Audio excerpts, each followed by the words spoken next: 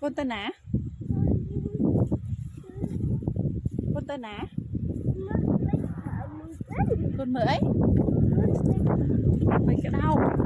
Mày cái đau cho ra tụi lẽ. Con đó. No. Ôi nã mày cái đau tốt. Con tôi không tiết luôn. Con nó kháng nó thơm nó con à. Mày cái đau thơm nè. Cầm lúc con. Cầm lúc.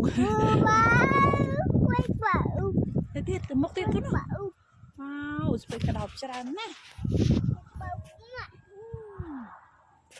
Từ tiết con cầm lúc con. Wow, big bầu cung à. Wow, big bầu cung à.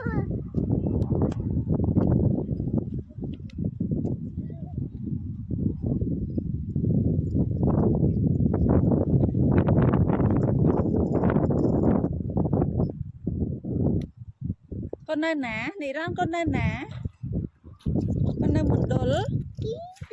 mình đổ lại gấp. Mình đổ kiri. Big bầu cung à. Big bầu. Vậy again hả con?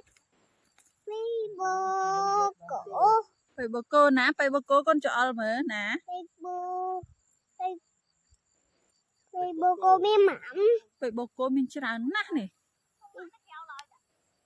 Big bầu cô mi mắm. Big bầu cô mi mắm.